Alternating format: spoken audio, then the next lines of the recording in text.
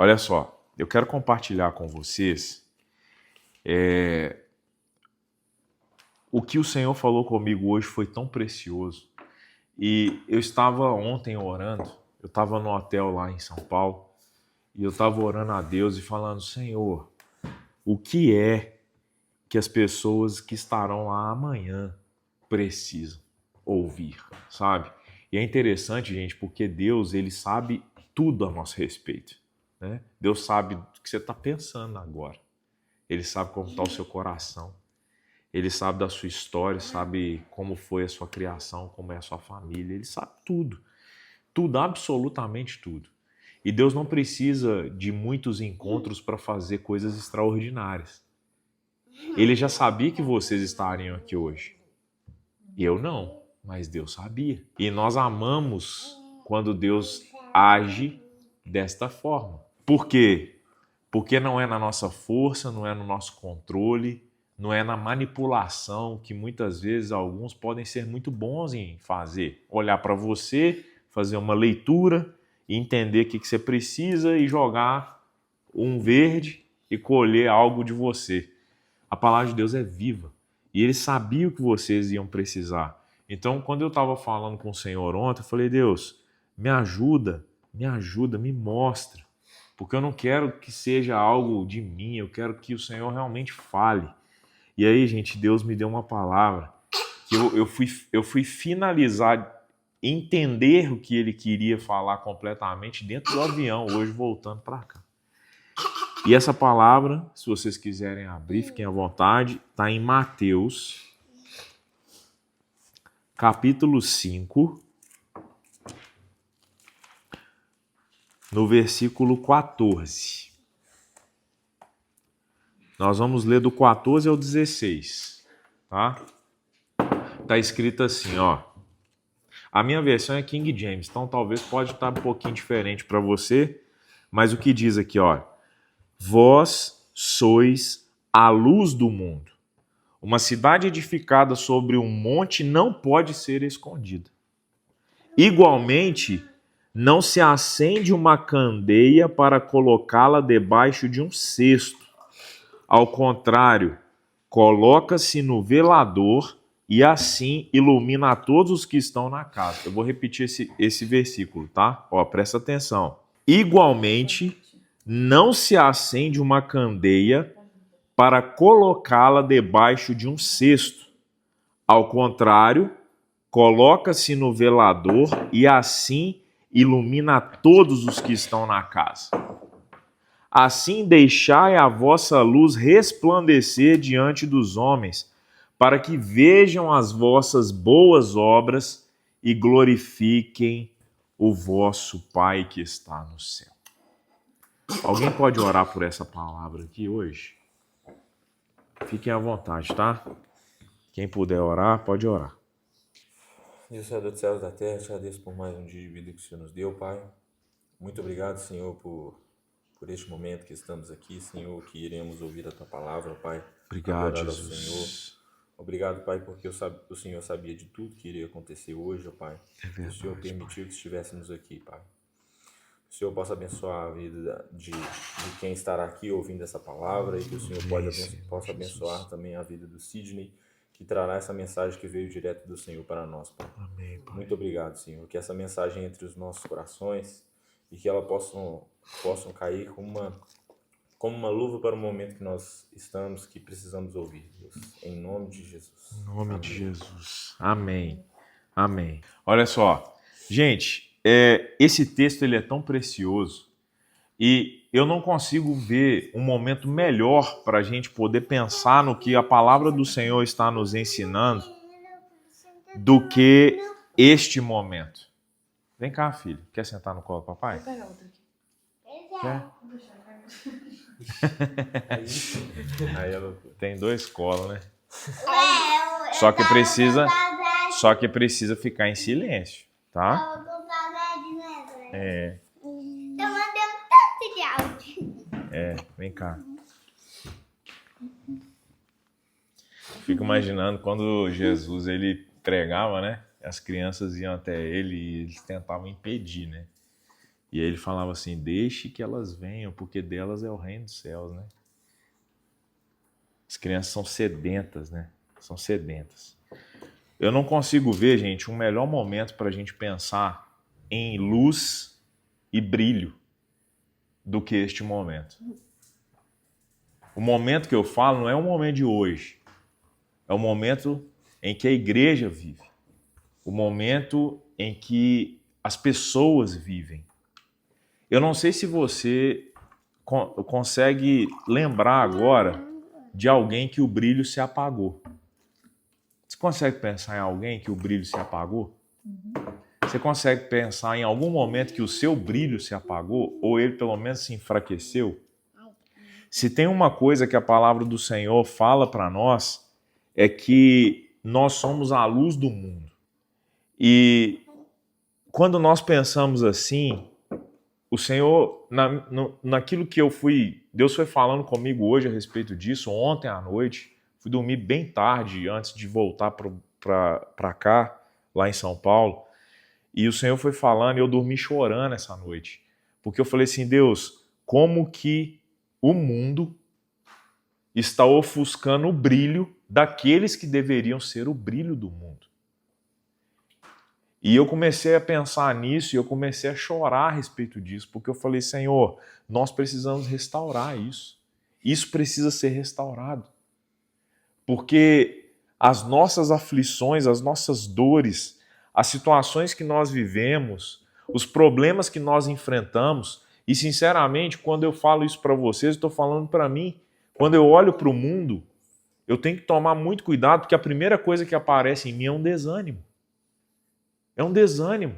As pessoas estão egoístas, elas estão cada vez mais mentirosas, falsas, cada vez mais dissimuladas, manipuladoras. Está difícil de confiar.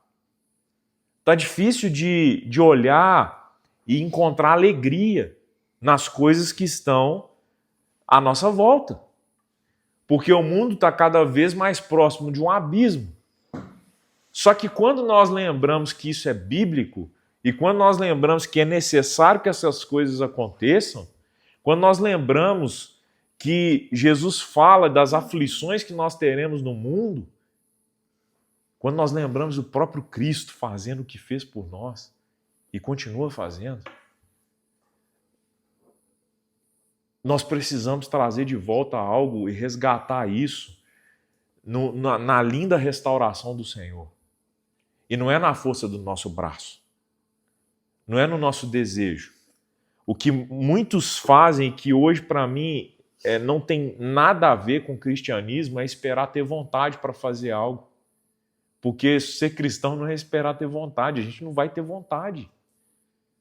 Que vontade a gente vai ter de estar num mundo onde o certo é o errado e o errado é o certo? Que vontade vai dar de ir na igreja? Que vontade. E aí o dia que dá vontade, vai lá o Satanás e trava a porta da casa do cara. Se a gente for olhar a vontade é o quê? Vão entrar porque dá menos trabalho, pô. E amanhã é segunda. Vão voltar. Vão ficar aqui. Esse cara vai embora. Amanhã eu saio para trabalhar. Então, chegar aqui hoje não foi vontade, foi decisão, foi, olha, eu sei que Deus tem algo para mim e eu tenho algo para Deus também. Que seja as minhas insatisfações. A gente estava em São Paulo e uma coisa eu falei lá que foi lindo, gente, lindo. Um senhor de 75 anos, ele se arrependeu lá, do jeito dele. Não foi um arrependimento, oração guiada. Não, ele arrependeu do jeito dele. E ele fez uma coisa que, eu acho que o Tarcísio não sabe disso, eu não sei se você percebeu, mas ele fez uma coisa que ele falou dos filhos. Ele falou assim, que Deus leve paz aos meus filhos. É porque você não sabe que isso é uma grande dor dele. E aí Deus, olha um homem que não suporta entrar em igreja, Nós fomos dentro da casa dele, porque o objetivo da Casa do Pão é o partir do pão de casa em casa. E esse homem teve um encontro com Cristo lá. As pessoas choraram, se arrependeram, viram as coisas acontecerem. E não é porque isso é um termômetro, é porque ali tinha um brilho apagado e nós, como luz do mundo, fomos até o mundo como luz. E aquela luz foi acesa, como se fosse uma vela, que a gente vai e encosta na outra, encosta na outra, encosta na outra, e vai acendendo. E vai acendendo. Nós não podemos viver sozinhos, porque a nossa luz, ela se apaga. E esse brilho, quando se apaga, gente, ele não se apaga só no nosso chamado, no nosso ministério, naquilo que Deus quer que a gente faça, não. Se apaga em tudo que existe na nossa vida.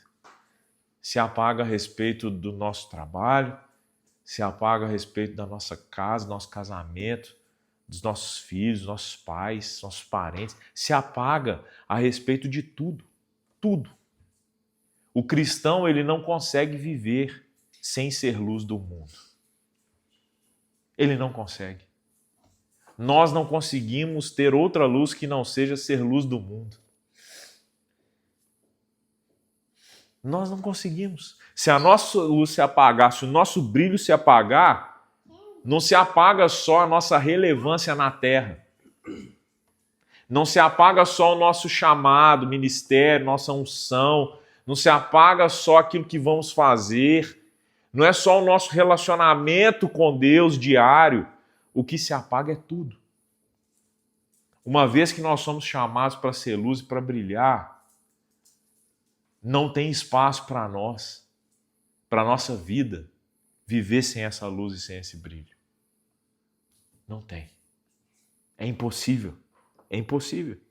E aí esse texto vai trazer uma coisa que eu quero que você preste muita atenção. Quando fala assim, não se acende uma candeia para colocá-la debaixo de um cesto. E aí eu quero que você pense numa coisa, tá? Pensa nisso agora. Presta muita atenção. Você não foi feito para brilhar debaixo de um cesto. Brilhar debaixo de um cesto é igual apagar a luz. E apagar a luz é igual uma vida miserável. E não é miserável de dinheiro, tá? É miserável de tudo. De tudo. De alegria, de vontade, de ânimo, de diálogo, de bons relacionamentos, de pessoas, de amigos, de tudo. Quando a nossa luz se apaga porque ela está debaixo de um cesto, some tudo. E esse cesto, gente, ele representa muita coisa, sabe? Ele representa uma falsa sensação de segurança. Sabe quando você pega um cesto, imagina um cesto todo furadinho assim, e aí você coloca em cima de algo. Parece que aquilo está protegido. Parece que aquilo está guardado. Parece que é algo que vai te impedir de viver determinadas coisas, só que no cristianismo é o contrário. É quando você coloca esse cesto, tira lá de cima uma luz que deveria brilhar e alcançar muitos, é que as coisas começam a se apagar. Repara bem, quando você começa a olhar para a sua vida e para de fazer algo pelas pessoas, você começa a se apagar. Repara. Quando você enfia muito dentro das suas finanças, quando você enfia muito dentro da sua casa, quando você enfia muito dentro dos seus negócios, quando você para de olhar para os outros e para as necessidades que Cristo quer que você olhe, você começa a se apagar. Eu passei por isso inúmeras vezes para falar para vocês. Inúmeras. Inúmeras vezes eu me senti mal, eu me senti inútil, eu me senti sem propósito, sem finalidade. Deus, por que eu existo? O que eu estou fazendo aqui? Eu vim aqui para sofrer? Deus ouviu isso da minha boca inúmeras vezes. Você me trouxe aqui para sofrer? Foi para isso que você me trouxe? Inúmeras.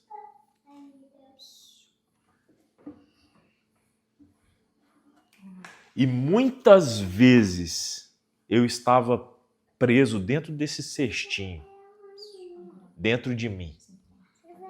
Dentro de mim.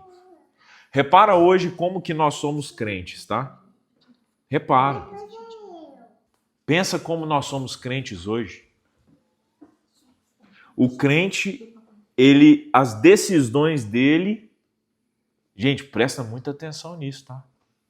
As decisões do crente hoje, eu estou incluindo todos nós, essas decisões, elas orbitam as nossas necessidades. As nossas. Elas não orbitam aquilo que Cristo quer fazer através de nós e o outro. Amar o próximo como a ti mesmo. As coisas orbitam as nossas necessidades, não aquilo que Cristo quer que a gente faça através de nós. E se tem uma fórmula que faz com que a nossa luz se apague, é a gente agir dessa forma. E aí, de repente, a gente está preso dentro desse cesto, que é uma falsa sensação de segurança, é um esconderijo. O cesto é um esconderijo.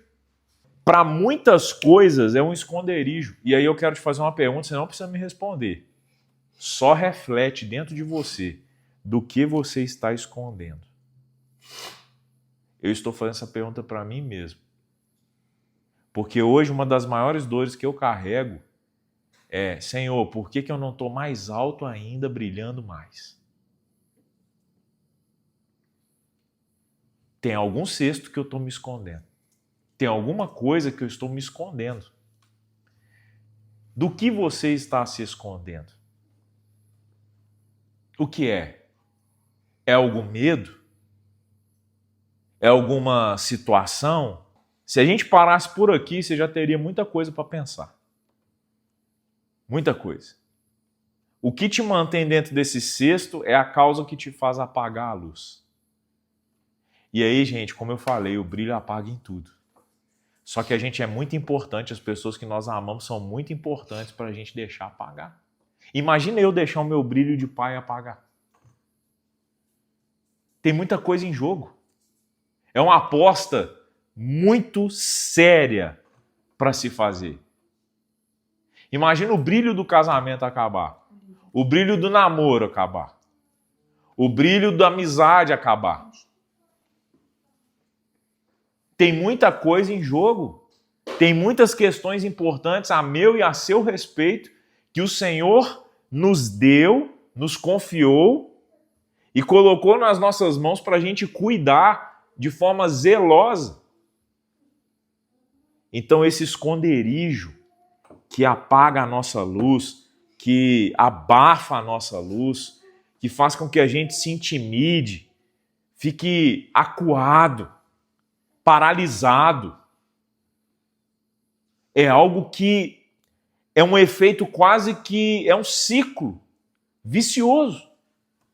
Porque ao mesmo tempo que você tenta proteger algo, você apaga. E apaga tudo. É uma sombra de alguém ou de algum lugar. Talvez você não entendeu o quanto você é importante para o Senhor. Talvez você não entendeu o quão relevante você é nessa terra. Talvez você ache que você está na sombra de alguém ou de algum lugar. Mas o Senhor está falando, olha, não, você é uma luz do mundo que deve ser colocado no alto para iluminar pessoas que precisam de você. Só que ninguém vai chegar, pegar você e te jogar lá no alto. Não é assim que funciona. É um processo que começa de dentro para fora. E eu vou te mostrar como é. Eu vou te mostrar como é.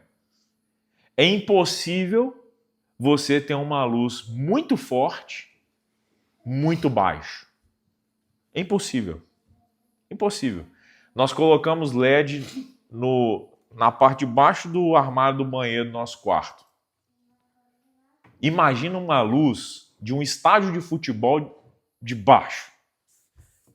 Funciona? Não funciona. vai cegar todo mundo. Agora, quanto mais você brilha, mais distante, mais alto você precisa estar.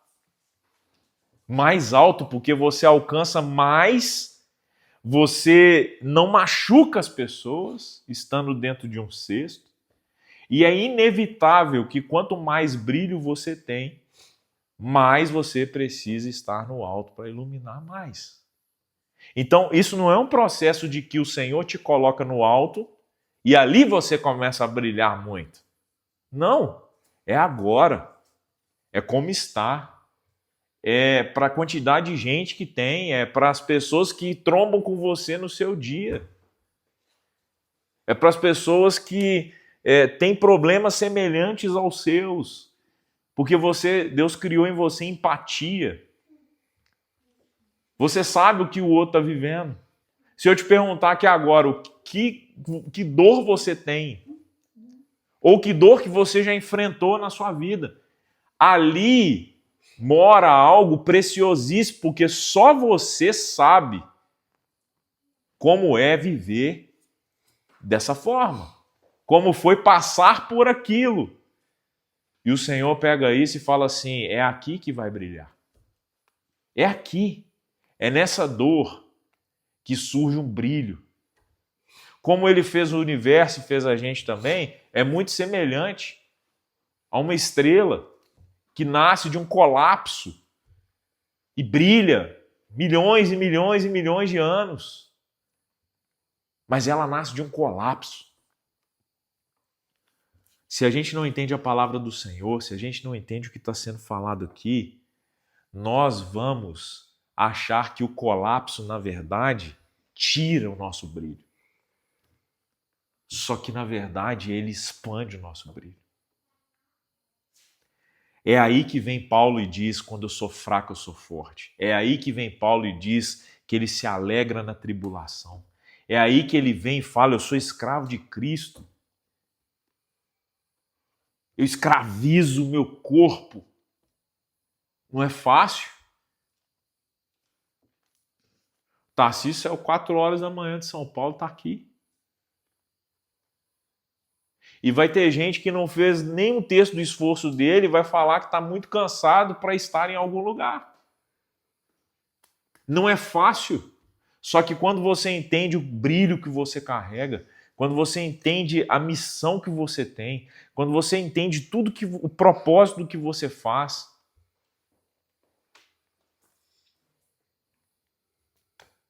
você não abafa o seu brilho. Você não justifica esse cesto em cima dessa luz através daquilo que você sente, daquilo que dói, daquilo que te afasta, daquilo que te atrapalha. Você não foi feito como a lua que depende do brilho de alguém. Não. Você não foi feito como a lua que depende do brilho de alguém. Nunca. Você tem o seu brilho. E esse brilho alcança as pessoas, esse brilho transforma vidas, esse brilho conquista o espaço que a igreja precisa conquistar, porque nós somos aqueles que resistem ao inferno na terra. É por isso que quando a gente olha para dentro de nós, nosso brilho apaga. Porque o combustível que nos mantém vivos, o combustível que nos anima, a força extra que nós recebemos, que vem do alto, quando estamos exaustos, ela é exatamente focada no nosso propósito como cristãos, como vida. Fala sério, gente. Que propósito existe nessa terra? Viver 70 anos e talvez nem isso. Meu irmão morreu ano passado com 49 anos. Que propósito tem numa vida viver 49 anos e... Para quê? Para pagar a conta? Para correr atrás do monte de problema, resolver um monte... Passar a vida inteira resolvendo problema? Que propósito tem ter filhos que muda a sua vida completamente? que ao mesmo tempo que é uma alegria, é uma extrema responsabilidade. Que propósito é esse? Se não for para que esses filhos impactem outras pessoas e leve essas pessoas para Jesus e salve vidas. Qual é o propósito? Qual é o propósito de ser milionário, trilionário, bilionário? Qual é o propósito?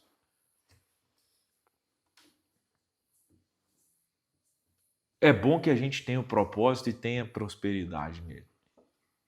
Mas só uma coisa sem a outra, a luz apaga. Eu conheço muita gente rica. E muitas delas a luz está apagada. Extremamente apagada.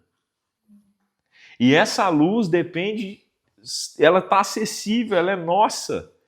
Nós só precisamos ir lá todo dia, encostar a nossa velinha na vela dele e falar assim, restaura esse fogo aqui. Não deixa eu aqui debaixo de um cesto, não. Me ajuda a tirar esse cesto. Esteja em ambientes onde a sua luz brilha sem permissão.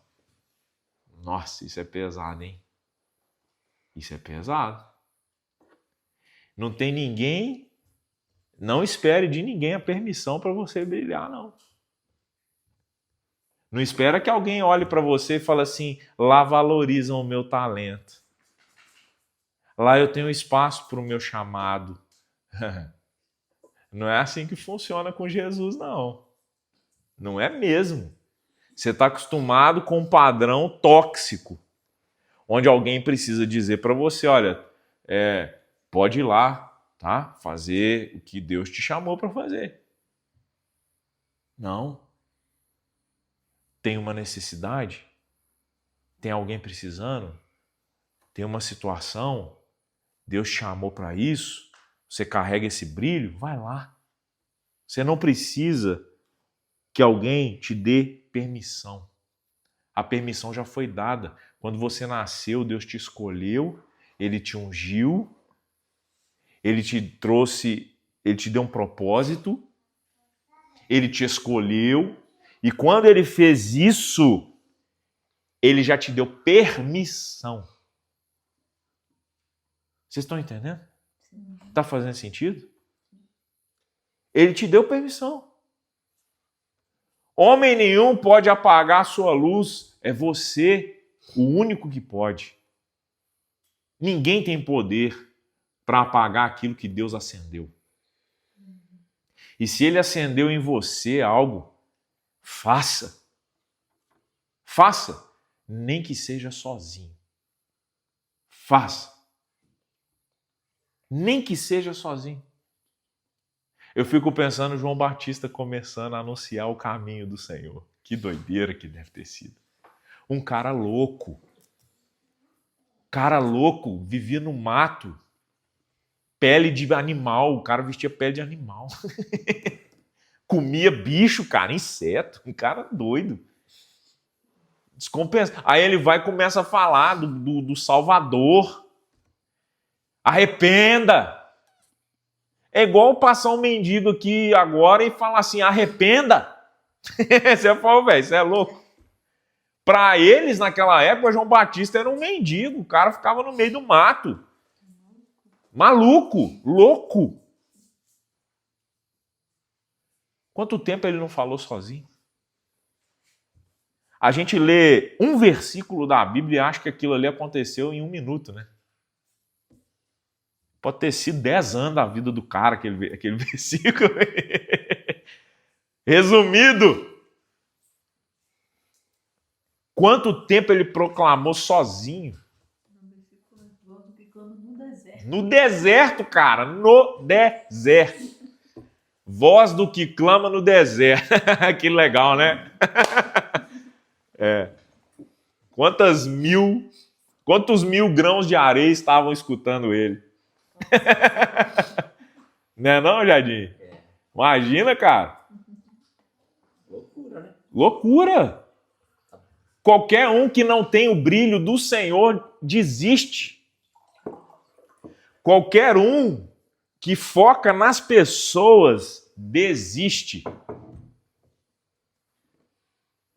Qualquer um que permite que as circunstâncias sejam o cesto desiste.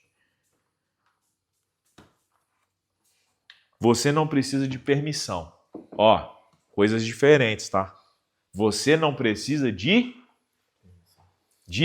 Permissão. mas você precisa se posicionar.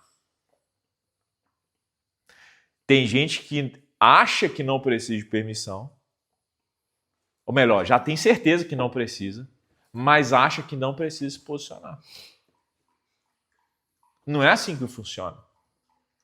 E eu vou dar um exemplo para você. Se um médico não tiver vestido de médico e não estiver na posição de médico e alguém passar mal, você acha que alguém vai correr na direção dele? Não vai. Não vai. Mas ele não precisa de permissão para atender as pessoas que precisam dele. Se alguém cair do lado de um médico, ele tem a obrigação de atender. Mas e se ele não está posicionado como médico? E posicionamento envolve muita coisa.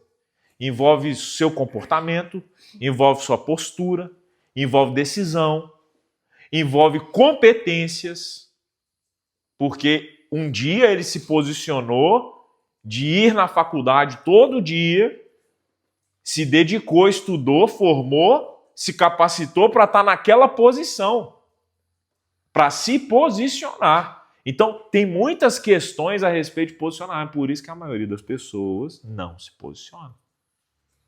Porque posicionamento é difícil. Requer esforço, requer constância, requer muito amor pelo que Deus te chamou para fazer. É mais fácil não fazer. É mais fácil deixar o carro parado na frente da garagem e te impedir. Entende? O que vocês fizeram hoje, eu quero honrar vocês. O que vocês fizeram hoje foi se posicionar. Parabéns por chamar a polícia. Parabéns. Se posicionar. Se posicionar. O que era mais fácil? Colocar o carro na garagem de novo. E aí é o seguinte, gente, olha que louco, né? A gente está pegando um exemplo, mas e quantas coisas no dia a dia nosso, diante do Senhor, a gente não se posiciona e Ele procura e não encontra. Deus nos procura para nos abençoar. A palavra fala isso, que Ele corre os olhos sobre a terra. E Ele nos procura e não acha. Ele não acha. Sidney, me explica melhor como é que o Senhor não me acha. Falta posicionamento. Era para estar lá, obedecendo, e não estava. O Senhor olha, não está lá agora. Talvez o Senhor não volte naquele lugar para te abençoar, Ele vai te abençoar lá na frente, em outra posição. Vocês estão entendendo? Não precisa de permissão para a luz brilhar, mas precisa de posicionamento. E muitas vezes o posicionamento é o que vocês estão fazendo aqui hoje. Gente, não é fácil estar na casa do pão, não, tá? Já vou adiantar para vocês. Se vocês quiserem continuar aqui, quiserem estar conosco, em qualquer casa que a gente for, vai ser uma alegria enorme, porque eu amo vocês. Mas não é fácil. Mas Porque é a gente é simples, mas não é fácil, porque a gente quebra todos os paradigmas aqui. Você vai sentir falta de estrutura de sonho em algum momento. Você vai sentir falta de um ritual. Você vai sentir falta. Hoje nós começamos a Casa do Pão completamente diferente do que a gente começou em São Paulo. Completamente. Por quê? O Espírito do Senhor nos conduziu. Nos conduziu. Ah, é bagunçado então? Não, não é bagunçado. Ordem e decência na liberdade do Espírito do Senhor. Vai ter vezes que a gente vai estar em hospital. Vai ter vezes que a gente vai estar em asilo. Vai ter vezes que a gente vai estar na praça. Ora Lagoa Santa, ora Belo Horizonte, ora São Paulo, onde a gente estiver. Semana que vem, por exemplo, a Casa do Pão será na casa do Tarcísio. Daqui a pouco eu vou explicar como funciona isso. Por quê? Porque nós queremos, de casa em casa, partir o pão com as pessoas. Ir até elas, como Jesus fazia. Mas Jesus fazendo isso, ele era acusado de quê? Comer com pecadores. que mais que ele era acusado? Ele era acusado de ser beberrão. Ele era acusado de tanta coisa, gente. Até de vir do Satanás para corromper as pessoas, porque fala assim, esse aí é da parte de Beelzebu. E ele fala assim, como eu posso ser de Beelzebu? Uma casa dividida não sobrevive. É daí que vem o texto, porque ele explica isso. Como que eu posso ser do lado do demônio se eu estou querendo acabar com ele? Uma casa dividida não sobrevive. Então não faz sentido. Mas o posicionamento nosso, como Casa do Pão, o posicionamento nosso do Partir do Pão de casa em casa, o nosso posicionamento de voltar à origem de como Cristo se reunia com os discípulos e com as pessoas, é um posicionamento. Tem hora que vai dar vontade? Gente, dá. Dá. Eu queria que tivesse uns 3 músicos aqui hoje. Nossa, Deus sabe o quanto meu coração está lutando contra isso, se o meu está lutando. Imagina o de vocês, porque eu tenho a visão que o Senhor está me dando. Mas vocês podem fazer parte dessa visão também, dia após dia, acolhendo pessoas, trazendo as pessoas para perto, cuidando, olhando nos olhos, podendo falar, podendo dizer, eu estou assim, igual o Jedson fez. E isso não vai passar despercebido. A gente não vai, porque depois da palavra tem outra coisa aqui que eu tinha planejado, entendeu? Então não vai dar para orar por você não, tá? Isso não vai acontecer. E a gente vai orar até conseguir. O seu problema é nosso, o nosso é seu. Os discípulos antigamente vendiam as coisas e dividiam entre eles, entre os necessitados. O problema dos outros não eram dos outros apenas. 5 pães e 2 peixinhos. Vocês conhecem a história de multiplicação? Era problema de Jesus resolver aquilo lá? Aparentemente não, mas passou a ser. As pessoas estavam com fome. Os discípulos falaram, despede eles, porque está chegando a noite e não temos como alimentar essas pessoas. Tipo, manda cada um para sua casa, porque alimentar 5.000, a gente às vezes está faltando para nós aqui, a gente tem que contar com milagre. Jesus estava lá, o próprio milagre. E ele fala, me traz aqui o que temos. E ele multiplicou o que tinha. O que nós temos hoje? Deus vai multiplicar. E não é na quantidade de pessoas que haverá qualidade, mas é no partir do pão, na comunhão, na proximidade, na intimidade, no relacionamento, na palavra como ela é. Do jeito que ela é. Eu não estou inventando a roda aqui. Eu não quero pôr a minha assinatura no versículo. Sabe quando a gente pega o versículo, destrincha e começa a viajar numa coisa que não tem nada a ver com a palavra de Deus, porque eu quero dar a minha assinatura, a minha interpretação para o texto. Não é isso. Essa palavra é do Senhor. Porque só podemos brilhar, só podemos estar no alto se o Senhor estiver. Você não foi feito para brilhar de vez em quando. Entendeu? Você não é uma lâmpada ou um farol. Nós somos um farol na escuridão. Nós não somos um farol intermitente, algo que fica piscando. Ora funciona, ora não funciona. Nós não somos uma vela que alguém acende quando quer um ambiente mais claro e apaga quando quer um ambiente mais escuro. Não, gente. Nós somos uma luz que brilha o tempo todo. O tempo todo. Nós não fomos feitos para brilhar de vez em quando. É por isso, e aí vamos ser sinceros. Talvez não seja só eu que passo por isso. É por isso que quando a gente pensa que a nossa vida cristã ela não evolui, ela fica de altos e baixos. Você já teve esse sentimento em algum momento? Eu já. Altos e baixos. Pô, parece que eu não avanço com o Senhor, cara. Quando eu vou avançar, vem uma situação. Quando eu vou avançar, vem uma distração. Quando eu vou avançar, vem um pecado. Quando eu vou avançar, vem... Nós não fomos feitos para ficar desse jeito. Isso gasta muita energia, gente. gasta muito emocional. A gente sente culpa. Começa a se afastar do Senhor. Começa a parar de orar. Começa a achar que a gente não é digno nem de abrir a palavra. Às vezes nem consegue abrir a palavra e ler um capítulo inteiro.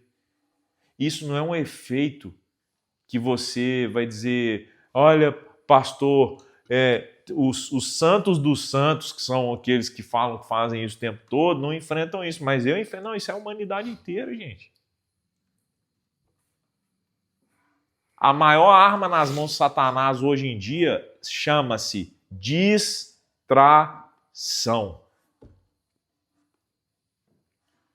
É louco pensar isso, porque eu estava dentro do avião escrevendo algumas coisas que o senhor estava falando, e aí, de repente, eu lembrava que eu tinha que fazer alguma coisa, eu abri o WhatsApp e eu estava indo no automático.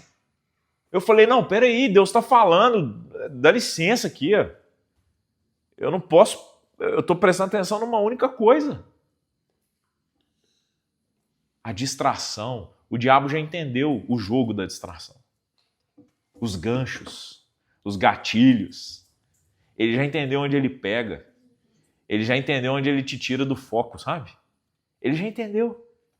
Ele já entendeu onde ele consegue acionar que te afasta de Deus porque ele planta uma culpa em você. Só que o Senhor quer restaurar isso essa noite. O Senhor quer restaurar o nosso brilho. O Senhor quer restaurar essa luz que está em nós. Eu estava estudando essa semana e eu achei muito interessante uma coisa. Luísa está fazendo teologia, tá? Vocês saberem que é. Que aí, o que acontece? Tem Uma das água aí? primeiras coisas que o diabo plantou em nós, Pode. que ele sugeriu, foi a dúvida, né? Quando ele fala, mas não, isso aí, na verdade, se você comer esse fruto, não é que você vai morrer, não, é que você vai ficar igual Deus. E de fato, a gente morreu? Sim. Sim, a gente passou a ter uma morte, né? E até mesmo o plano da redenção tem a ver com isso, né? Foi justamente porque a gente morreu que a gente tem a possibilidade de viver de novo. E aí, a gente morreu sim, mas de fato a gente passou a conhecer do bem e do mal como Deus. Não como Deus, mas como Deus. E dentro dessa dúvida, quantas outras dúvidas ele não vem plantando no homem? E dentro disso, Eu acredito que aquilo foi só o... Sabe o... Hã? A pontinha do Foi só a partida. Sabe quando você dá partida no negócio e o resto vai sozinho? Aquela foi a primeira dúvida que partiu um monte de outras dúvidas. Porque, vamos pensar, isso que você está falando é muito sério. Muito sério. Vamos pensar. A partir dali o homem passou a morrer. Gerou dúvida quanto ao futuro. A partir dali o homem passou a ter que plantar a própria comida. O próprio alimento. Aí passou a gerar dúvida sobre o sustento, que lá era infinito, mas agora passou a ter dúvida do sustento, do amanhã. Será que eu vou comer? Será que eu vou ter? O que vai acontecer? O homem passou a... O sangue do homem passou a ser, não só pertencer ao Senhor, mas passou a ser vulnerável e passou a estar nas mãos de outros homens. Quando houve o primeiro assassinato. E aí vem a dúvida. Estou seguro? Será que eu estou seguro mesmo? Será que não vai acontecer algo grave comigo? Olha que poderoso. Isso é rema, tá? Isso aqui que está acontecendo aqui, gente, eu particularmente tenho 21 anos que eu sou cristão. Eu nunca ouvi. Não sei vocês, mas eu nunca ouvi. Deus está nos dando um privilégio através da sua vida de entender isso. Então, e aí ele traz esse engano para a mulher, traz a dúvida, a mulher traz para o homem também, né? Porque o diabo, o Satanás é um infiltrado, que nós entramos na terra pela legalidade que Deus nos deu. Nós somos filhos de alguém que nascemos. Mas ele não. Ele só pode entrar através de nós.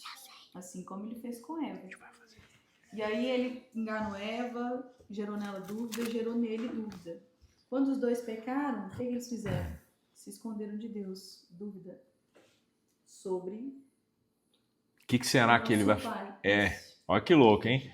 Relacionamento no jardim, toda a tarde, virou O Tarcísio falou, essa a palavra, identidade. identidade. Aí, quando a gente não tem, quando a gente tem dúvidas sobre a nossa identidade com base no que o pecado fez com a gente, onde nós A permitimos. gente passa a E ter essa dúvida história sobre os assim, Eu tô relacionamentos. querendo matar Eva porque Eva pecou. Não, mas a gente tá escolhendo até hoje, né?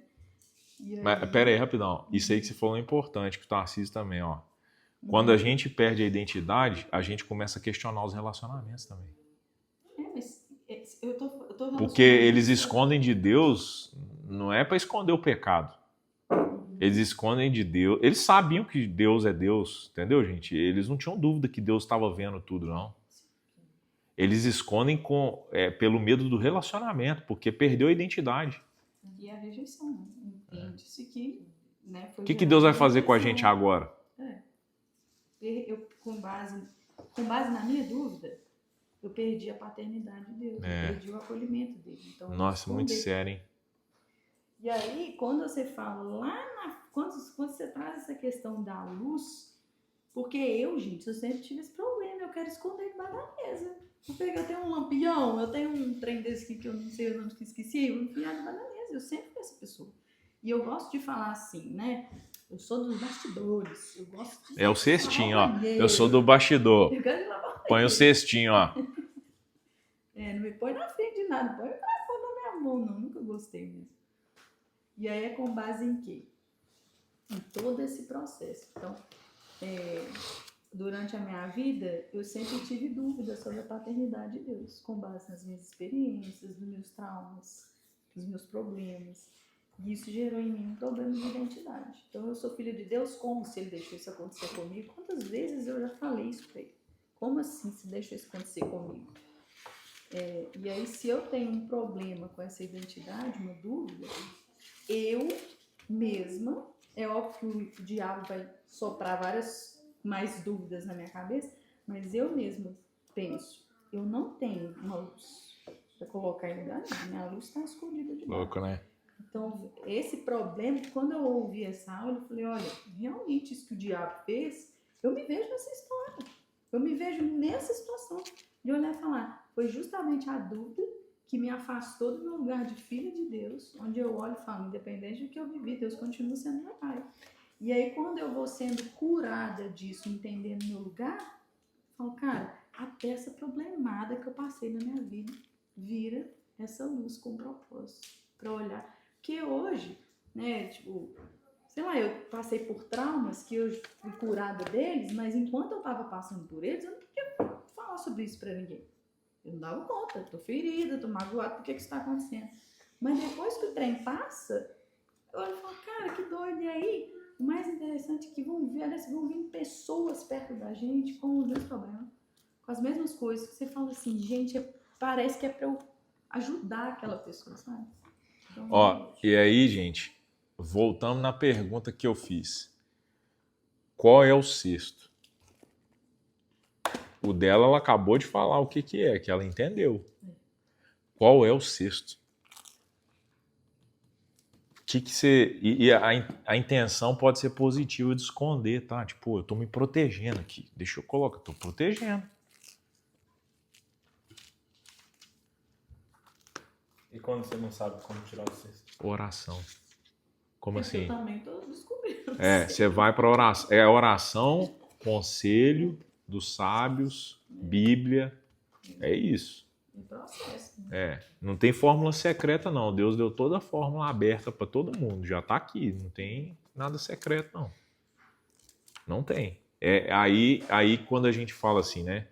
Vamos imaginar. Pegando o princípio bíblico.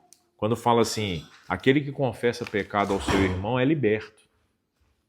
Só que hoje o que o diabo fez? Ele tirou a liberdade das pessoas de confessarem. Por quê? Porque é julgado. É julgado. Ou exposto. Ou exposto, ou vira pregação, ou vira... Sabe se a pessoa vai te expor, Vai te contar pra expor. pessoa. Vai te expor.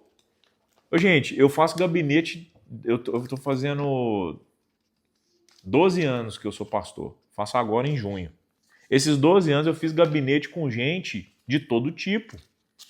E eu já ouvi todo tipo de pecado que você possa imaginar. Vocês nunca ouviram da minha boca. Nem indiretas. Nunca. E nunca vão. Por quê? Você precisa ter liberdade de chegar a mim e falar se você quiser. Pelo menos eu posso dizer aqui, nem contra você. Ó, e eu vou dar um exemplo para vocês. Já teve gente que me traiu, confessou pecado para mim, cabeludaço. Não tem diferença, né? Pecado, tem pecado que é careca, tipo o Jedinho. E tem pecado que é tipo o Samuel. Não tem diferença. Mas a pessoa confessou um pecado que destruiria tudo que ela construiu. E eu ajudei a reconstruir tudo, ajudei ela a se livrar daquilo, depois ela me traiu e massacrou pessoas que tinham o mesmo pecado que ela confessou. Nossa, você acha que não dá uma vontade de você chegar e falar, desgraça? Pera aí, gente, a placa aqui, ó. Hipócrita!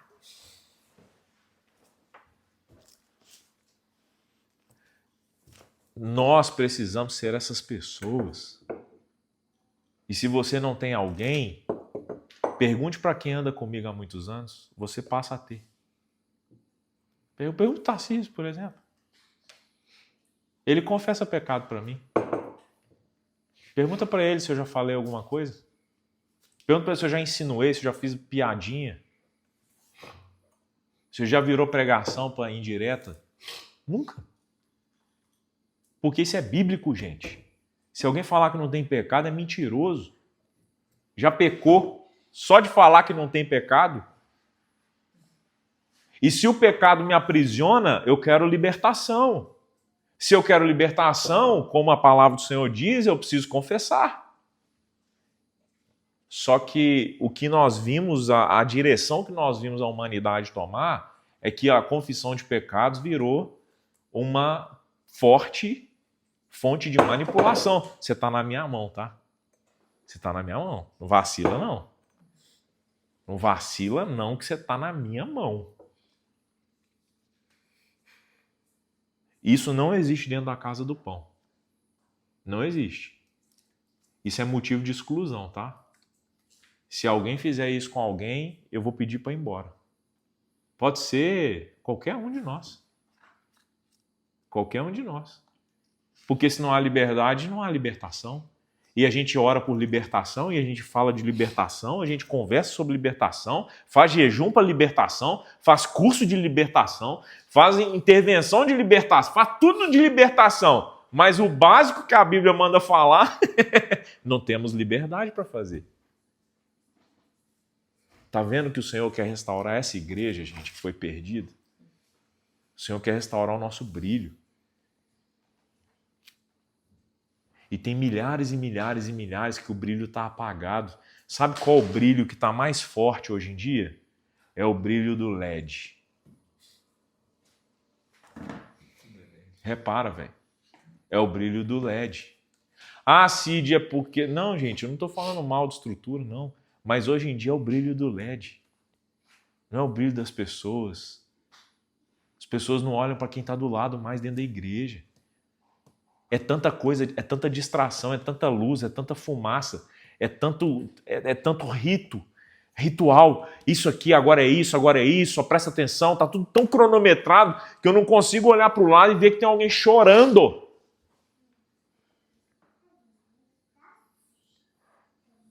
A pessoa entra e sai destruída.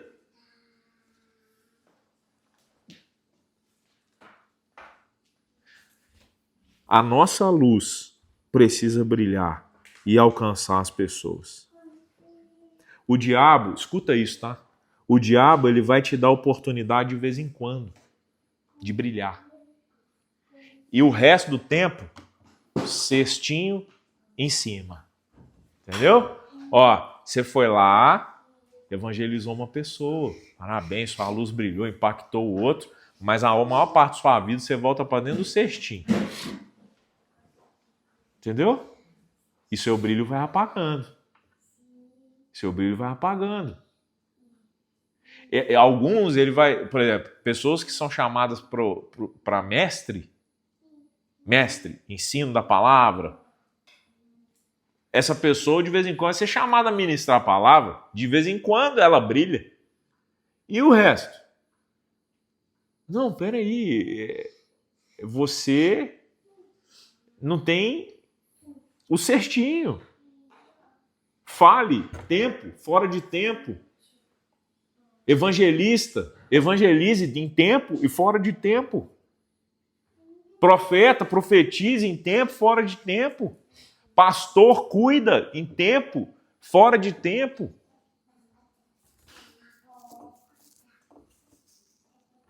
Tem gente que eu pastoreio, que essas pessoas, agora que é a casa do pão, as pessoas estão se interessando, mas ao longo de 12 anos, pastoreando pessoas que estavam em igrejas até fora de Belo Horizonte.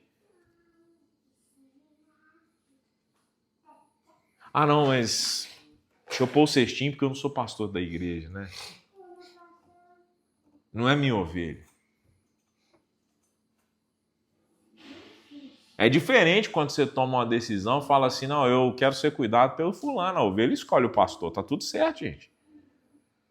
Agora, não, isso aqui não é minha ovelha, não, e tá lá, né? Tem alguém cuidando lá. Brilho, é o nosso brilho.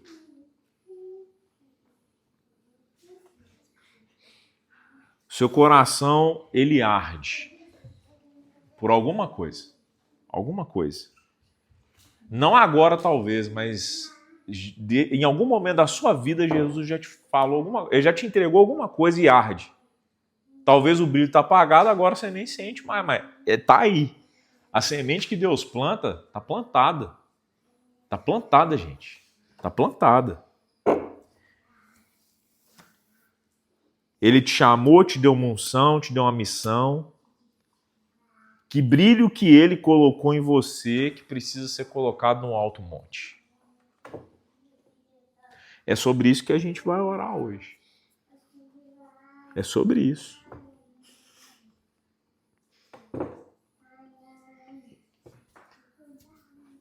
Presta atenção nesse número, tá? Morrem no mundo. Morrem no mundo.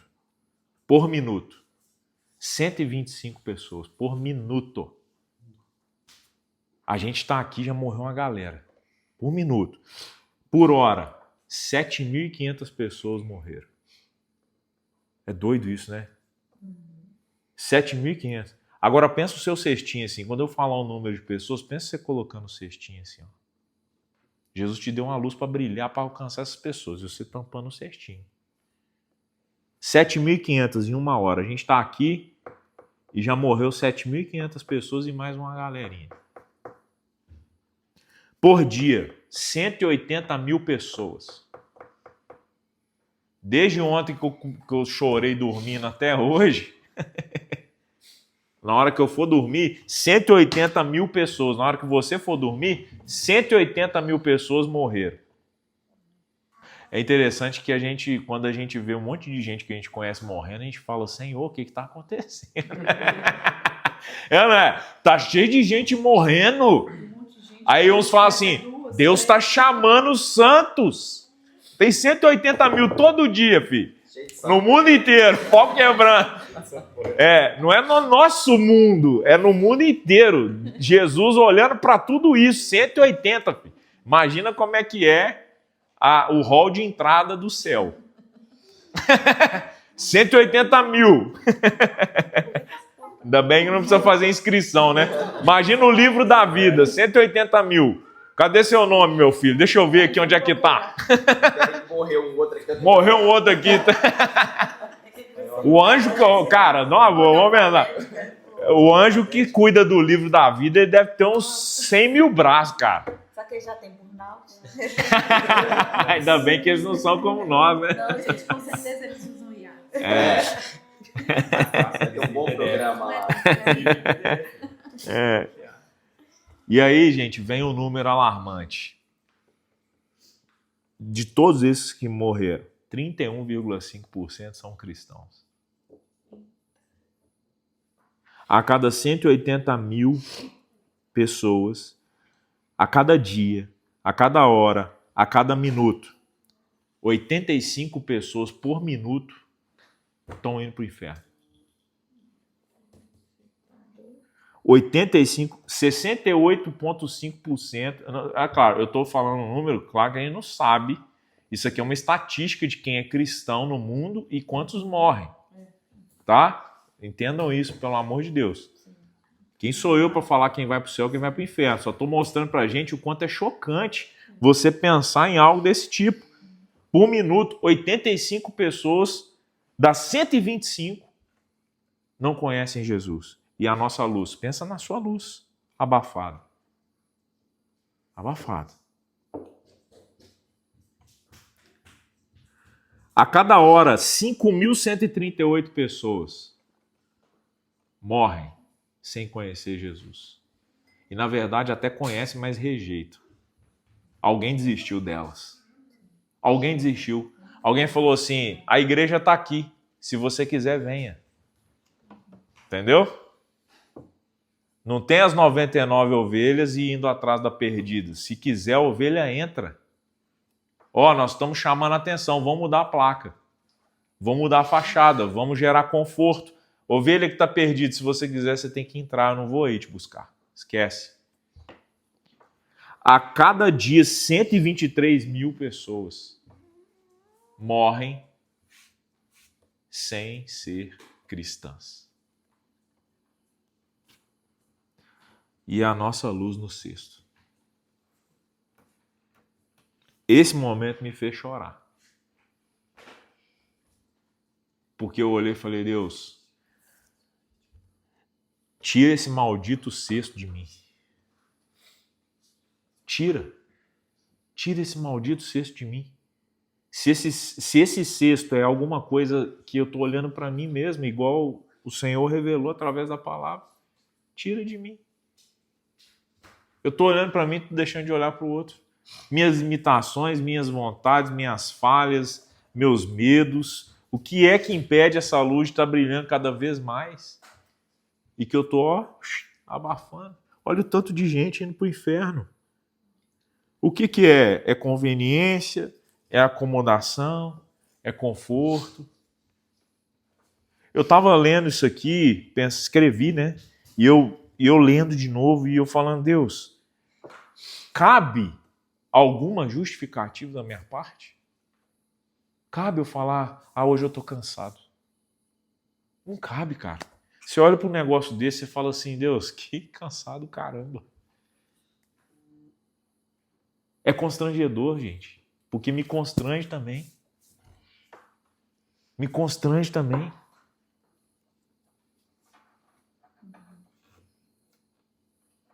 É acomodação, é conforto.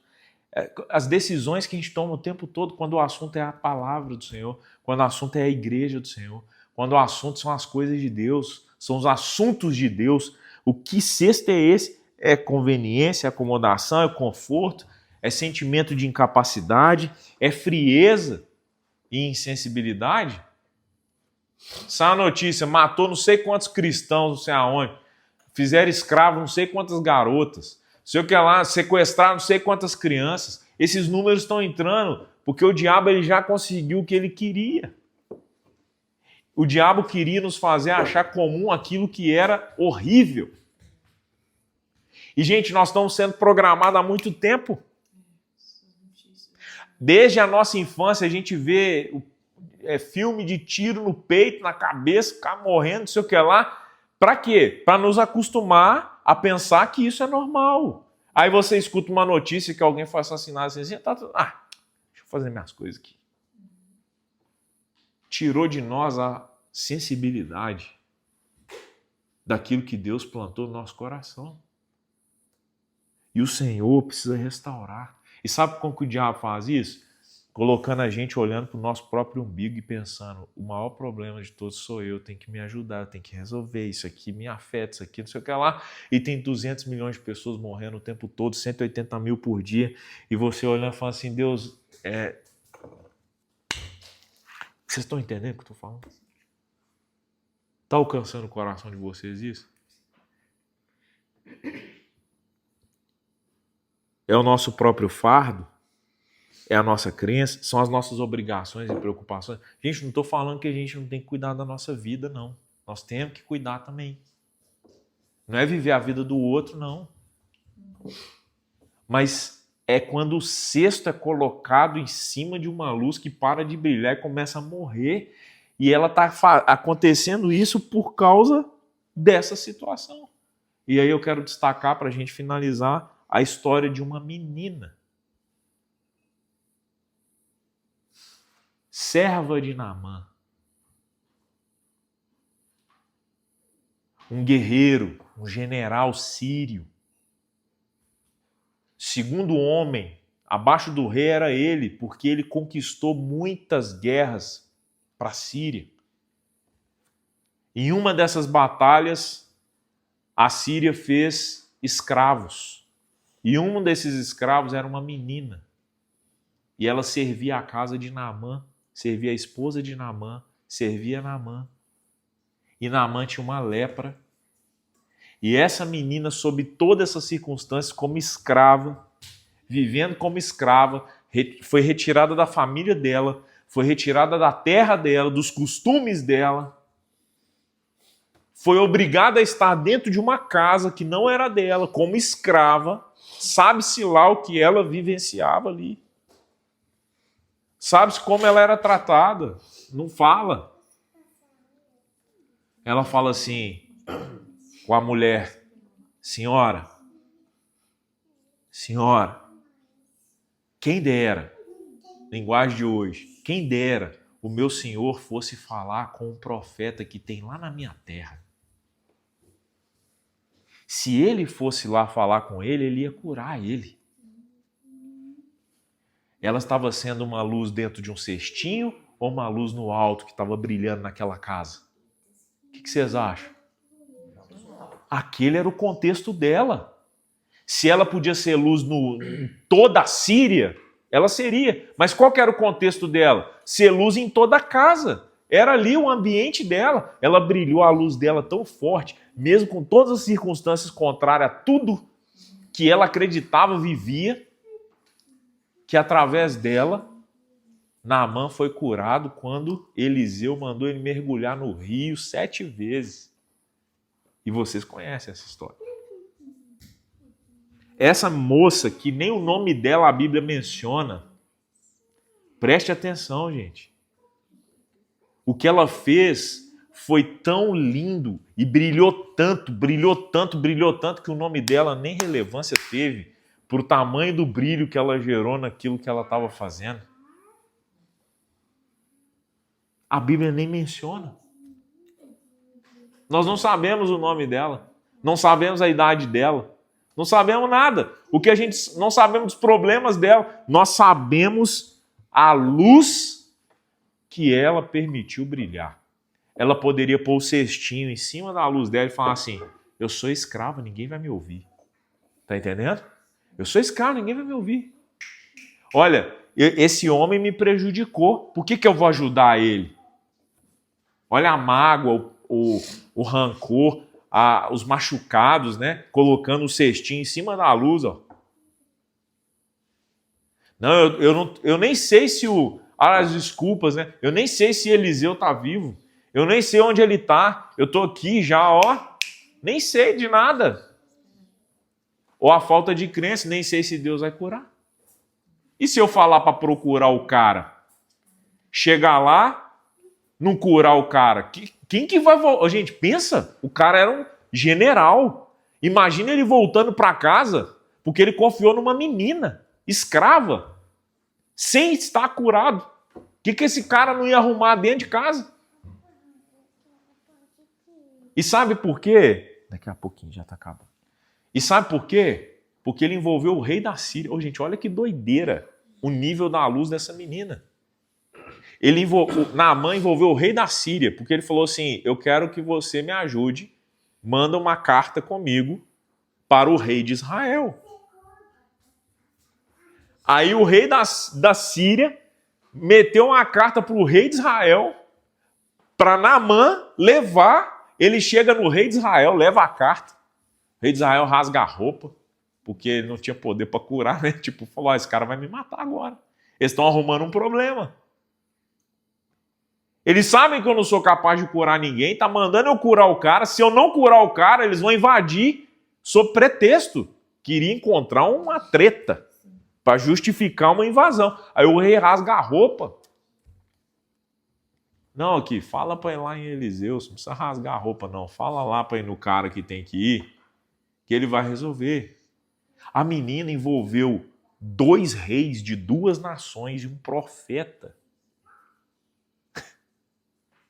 Você não acha que ela tinha tudo para pôr o cestinho lá, não?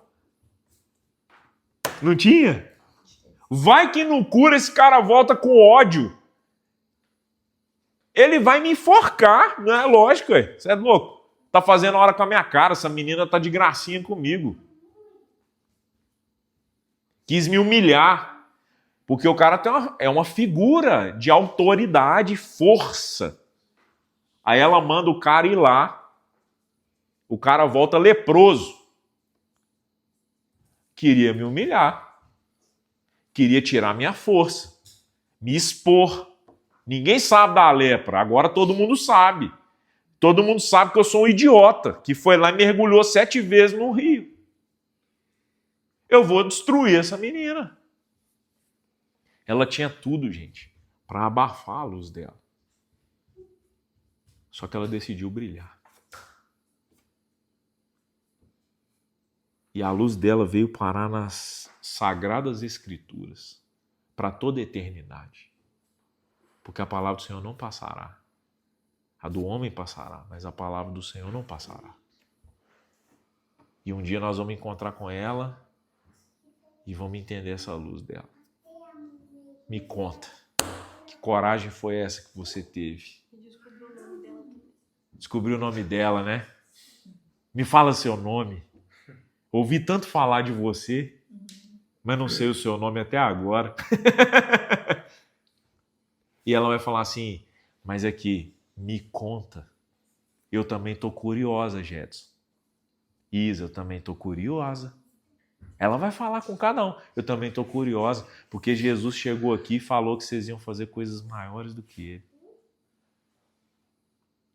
Me conta o que vocês fizeram. Que luz é essa? Como que vocês conseguiram no fim dos tempos suportar tudo, manter a luz brilhando, alcançar pessoas, iluminar vidas, restaurar? Como? Ela vai falar assim, Jetson, me conta como é que você, sem os rins, cara, como é que você deu conta? Isa, como é que você deu conta de casada com um homem que está com essa situação de saúde? Como é que você deu conta de ainda sorrir, de ser feliz, de amar Jesus, de falar do amor de Jesus para outras pessoas? Me conta. Até eu quero saber. E ter essa situação toda, como vocês conseguiram? Entendeu, cara? A nossa dor vai explodir numa luz que vai brilhar na vida de muitos e muitos e muitos. E vocês estão aqui para restaurar isso hoje, amém? Amém. Vocês creem nisso? Sim. Creem? Eu quero orar por vocês. E enquanto a gente ora, eu quero muito que sob a luz dessa palavra, não como você chegou, tá? Não naquilo que você pensava, mas sob a luz dessa palavra, toma posse disso. Senhor, olha, eu entendi essa palavra agora. Eu entendi o que significa. Eu entendi a força disso. E eu quero tirar esse cesto, eu quero brilhar. Tira isso de mim. Aí você vai, lança em oração na sua mente aquilo que te incomoda, aquilo que te fere, aquilo que te prende. Sabe? Entrega isso e depois a gente vai cear selando isso. O corpo e o sangue de Cristo em nós. Eu tenho certeza que o Senhor vai fazer coisas. Eu já fui curado de coisa aqui na Casa do Pão, gente. Nessa ceia. Foi lindo. Feche seus olhos, eu quero orar por você. Como a palavra de Deus é linda, né? Como ela é viva, como ela é preciosa. Senhor, nós estamos aqui, Jesus, diante do Senhor, Pai. Oh, Jesus, o Senhor sabe, Deus, o que tem ofuscado a luz de cada um aqui neste lugar. O Senhor sabe, Deus, se é medo, se é dor, se é injustiça, se é aflição, se é doença, se é algum pecado. O Senhor sabe exatamente o que nos coloca nessa posição de estar debaixo de algo que tampa a luz do mundo. O mundo impedindo a luz de ser luz do mundo. Mas nós estamos aqui porque queremos ser libertos, Pai. E o teu sangue, o teu amor, a tua palavra, o Senhor nos liberta. Somos libertos pelo Senhor, Pai, todo dia. E agora nós estamos aqui mais uma vez para ser libertos pelo Senhor. Restaura os sonhos, planos, propósito, chamado, ministério, unção. Restaura, Deus, a vontade de estar contigo, de te servir, a alegria de estar na casa do Senhor, a alegria de estar contigo diariamente, de se relacionar. Restaura, Pai, em nome de Jesus. Nós oramos a Ti, Pai, porque temos certeza de que o Senhor está aqui. Restaura, Senhor. Não é um culto emocional, é um culto racional. Nós não vamos arrepiar o nosso braço para saber que o Senhor está aqui. Nós vamos ter certeza porque o Senhor é onipresente, o Senhor nos ama. A Tua palavra diz que o Senhor está em todo lugar e o Senhor está aqui conosco. Ô Espírito Santo, esquadrinha o nosso coração. Esquadrinha, Pai. Arranca com a Tua mão poderosa que penetra o mais profundo da nossa alma. Que penetra a nossa mente, Pai. Transforma a nossa mente, tira toda a poluição, tira tudo aquilo que não pertence ao Senhor, toda a contaminação, Pai. Cura, Senhor. Cura a nossa mente. Somos corpo, alma e espírito. Cura o nosso corpo. Em nome de Jesus. O Senhor pode, Deus. O Senhor tem poder para isso. Cura a nossa mente em nome de Jesus. Cura, Senhor. Cura a nossa alma e restaura o nosso espírito. Restaura o nosso espírito, Espírito Santo, para que possamos conectar com o Senhor. Restaura o que foi perdido, Pai. Restaura o que foi perdido. Nós sabemos que as nossas dores e aflições são nada para o Senhor. Não porque o Senhor não se importa, mas uma decisão do Senhor, uma palavra que sai da sua boca muda tudo. Então, o que nos leva a crer que se o Senhor não quis, o Senhor não fez, o Senhor não mudou algo em nós, é porque esse algo é o combustível que faz a nossa luz brilhar. Às vezes a gente vai pensar, Deus, que aquilo é o impeditivo, mas ao contrário, essa noite nós percebemos. Essa noite as escamas caíram dos nossos olhos. Essa noite, Deus, nossos olhos se abriram e nós percebemos que essa dor, que essas aflições, que o que vivemos, na verdade, é um combustível que vai queimar e vai fazer com que a nossa luz brilhe, brilhe mais e mais e alcance outras vidas, impacte as vidas dos nossos irmãos que estão à nossa volta, Pai. Restaura essa noite. Restaura essa noite. Em nome de Jesus, Pai. Nós te agradecemos. Obrigado, Senhor. Em nome de Jesus, amém. O Senhor, Pai, tomou sobre si toda a nossa enfermidade, toda a nossa dor. O castigo que nos traz a paz estava sobre o Senhor. O Senhor falou para a gente partir o pão em memória dele. O Senhor falou que a gente deveria partir o pão. Tira um pedaço, filho. Só um pedacinho aqui. Isso. Em memória dele. E a gente faz isso todo o culto da Casa do Pão. Porque para cada ceia que a gente tem uma finalidade que o Senhor quer usar a ceia para nos alcançar de alguma maneira. Talvez hoje, através desse pão, o Senhor vai nos curar. Talvez Ele vai deixar o nosso espinho na carne. Eu não sei, Jeto, se o Senhor vai te curar hoje. Eu não sei. Mas Ele é poderoso para fazer. Mas se Ele não fizer, esse combustível precisa arder no seu coração. Isso precisa ser algo que as pessoas vão olhar e dizer assim, caramba, se esse cara ama Jesus desse jeito, com esses problemas, cara, eu tenho que me envergonhar. Quando eu olho para você, meu amigo, eu me envergonho da maneira como eu trato meu corpo. Entende? Você me impacta. Você me lembra o que eu estou negligenciando. Quando talvez você olhar para outras pessoas, você vai ver o que você está negligenciando, o que você está deixando de fazer. Talvez o Senhor vai curar o corpo, talvez Ele vai curar a mente, talvez Ele vai curar a depressão, talvez Ele vai curar a ansiedade, talvez Ele vai curar a nossa falta de relacionamento, talvez Ele vai nos libertar do pecado.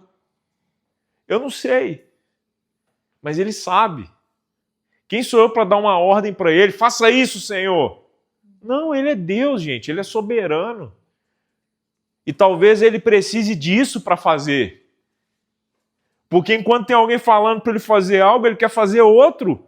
Mas a vontade do Senhor é boa, perfeita e agradável. A gente tem que viver ela com intensidade. Se o Senhor quer liberar algo aqui essa noite, que talvez a gente só vai descobrir daqui a 10, 20, 30 dias, 1 ano, 2 anos, a gente não sabe. Nosso termômetro de que Deus está fazendo não é uma manifestação. Mas podemos ter. Quando você quando você tomar desse suco que representa o sangue de Cristo, e comer do pão que representa o corpo dele. Faça com a fé e a convicção daquilo que o Senhor tem para você. Clame a Ele. Clame a Ele. Ele fala assim, bate de novo, pede de novo, fala de novo. Pedir e dar-se-vos-á. Se fosse simples, não tinha repetido. Pedir e dar-se-vos-á. Bate de novo. Vai lá de novo. Seja um Jacó se precisar ser. Eu não saio daqui enquanto a minha bênção não chegar. Faça o que você tiver que fazer. Clame ao Senhor. Que não pare aqui. Durante essa semana, continua alimentando dessa palavra. Volta nela. Senhor, peraí, essa parte, fala comigo de novo, deixa eu entender isso, indo mais profundo. Porque o que o Senhor fez aqui hoje, nem eu imaginava. Os meus olhos se abriram para um tanto de coisa. Eu já quero ter os meus momentos com o Senhor de intimidade, falar, Senhor, agora eu preciso de algumas coisas, entender algumas coisas. Continua falando comigo. Essa ceia, o Senhor fala para a gente fazer em memória dele. E eu creio na cura. Eu já fui curado através da ceia. Eu vi pessoas sendo curadas através da ceia. Em todos os aspectos. Não faça isso como uma obrigação. Faça isso consciente do que você está fazendo. Nesse pão aqui, que representa o corpo de Cristo, tem todas as enfermidades. Todas. Ele fala. Eu levei sobre mim tudo. Tem toda a condenação. Nesse pão tem toda a condenação. O corpo de Cristo recebeu toda a condenação. Toda a condenação. Todo o castigo que era para mim e para você, o corpo dele recebeu. O pecado, ele recebeu. Talvez você vai comer esse pão em memória dele, lembrando do corpo que foi partido por nós, falando, Senhor, eu estou entregando o meu pecado para o Senhor. Senhor, eu estou entregando a minha doença, estou entregando a minha dor, estou entregando a minha aflição. E a gente vai fazer isso juntos agora. Amém? Pega o pão, o cálice. Senhor, este é o teu corpo. Nós te agradecemos por todo o sacrifício que o Senhor fez na cruz. Eu peço que o Senhor nos cure, corpo, alma e espírito. Seja feita a tua vontade, Senhor. Seja feita a tua vontade no nosso meio. Nós somos teus servos. E clamamos a ti porque temos fé. Não uma fé barata, emocional, nós temos uma fé de que o Senhor é capaz de todas as coisas. Libera a palavra sobre as nossas vidas, Pai. Dê uma ordem agora a nosso respeito, a respeito dos meus irmãos. Libera, Senhor, em nome de Jesus, que haja cura, restauração, Pai. Enche os nossos corações de paz. Aquilo que o Senhor não liberar a nosso respeito, porque a tua vontade é soberana, no lugar dê paz. Paz, que excede todo entendimento, Pai. Nós lançamos a nossa fé através desta ceia, Pai. Comendo o pão que representa o teu corpo, que levou tudo. E o teu sangue, Pai, que é a nova aliança. Fazemos uma aliança nova com o Senhor. Colocamos a nossa luz à tua disposição. Colocamos a nossa vida, Jesus. Restaura a luz e o brilho de cada um de nós. De cada lar aqui. De cada empresa representada por nós, de cada emprego. Onde estivermos, restaura a luz e o brilho que há em nós. Em nome de Jesus, vamos comer o pão e beber.